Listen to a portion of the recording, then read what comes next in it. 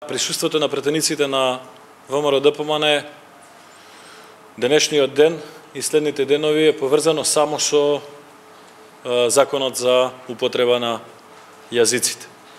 Околу другиот дел на вашето прашање ќе ви посочам на она што многу пати и ние, но и колегите од СДСМ во минатите години го тврделе, а тоа е дека мнозинството има обврска да создаде мнозинство за работа во собранието во секој момент.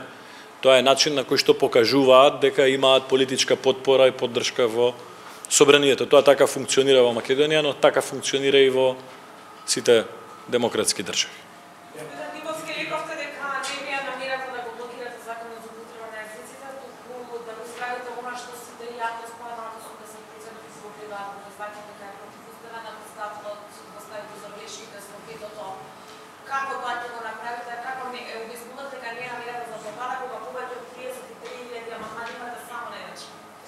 Вака.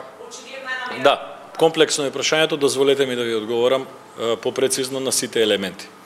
Прво, законот е донесен во максимално нетранспарентна постапка, во која што не се земени во предвид ставовите на граѓаните и на оние кои што се однесува законот, но и на генерално на целокупната јавност. Второ, не се спроведени никакви консултации со стручната јавност. Дали тоа се професори од правен факултет, компаративно право, по уставно право, дали се македонисти, албанолози, дали се професори по јазиците на помалите етнички заедници. Трето, не е направена консултација нити со здруженијата на припадниците на помалите етнички заедници во Република Македонија, како турците, власите, бошњаците, србите, ромите. Четврто, на законот спротивно на деловникот и спротивно на регулативите во собранието е поставено европско знаменце со цел да се ограничи дебатата во второто читање на само 3 дена. Четврто или пето, законот надвор од деловникот е доделен на комисија да биде матична, Комисијата за европски прашања, што е спротивно на одлуките на деловникот на собранието. Требаше да огледа Комисија за политички систем. Шесто, беше одбиено барањето, иако претходно беше ветувано од страна на повеќе фактори од мнозинството да се организира јавна расправа во собранието на Република Македонија. Седмо, ниту еден амандман од 84 поднесени во второ читање не дојде на ред во комисијата да биде макар гласан, макар одбиен.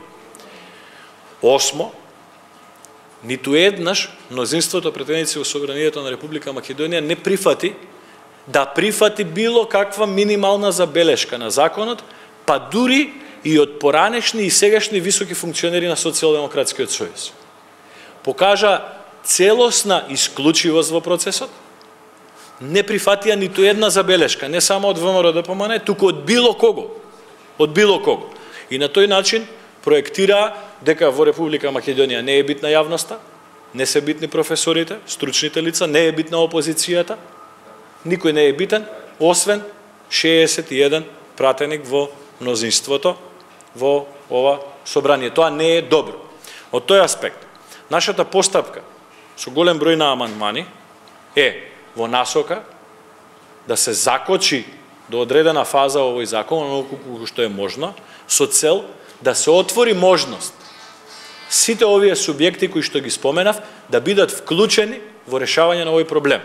Повторувам, ние прифаќаме и признаваме дека огромен број на нашите сограѓани албанци, но и другите помали етнички заедници имаат потреба да се разговара и да се најде решение за проблематиката на употреба на помалку застапените јазици во официјална комуникација со институциите. Значи, прифаќаме и признаваме, но цениме дека ова прашање има огромно значење за понатамошното функционирање на Република Македонија.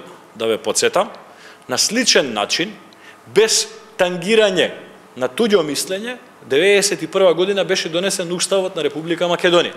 Тогаш не беше во предвид земено мислењето на мнозинството албанци кои што живеат во Република Македонија, исто онака како што сега не се зима во предвид мислењето на мнозинството македонци кои што живеат во Македонија.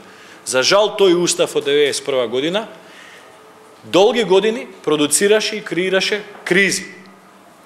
Се плашиме дека донесувањето на ваков начин на овој закон во следните 5 или 10 години исто така, но од обратен правец ќе создава и ќе креира кризни ситуации не само во собранието, туку генерално и во државата. Затоа цениме дека сите тези кои што беа кажани од страна на колегите од СДСМ и ДУИ дека сакаат инклузивно, сакаат вклучено, сакаат дебата, сакаат туѓо мислење, апсолутно не се применуваат во пракса, нити во собранието, нити надвор од собранието. Теоретски траењето на оваа амандманска расправа остава сосема доволен простор во временска рамка, доколку си има политичка желба, и СДСМ и ДУИ да си ги проверат решенијата во законот.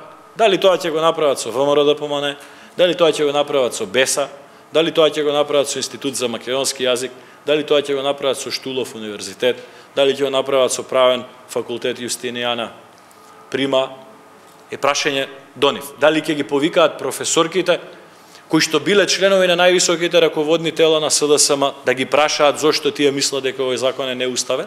Тоа е нивно прашање. Но они имаат апсолутно доволно време да го направат тој чек.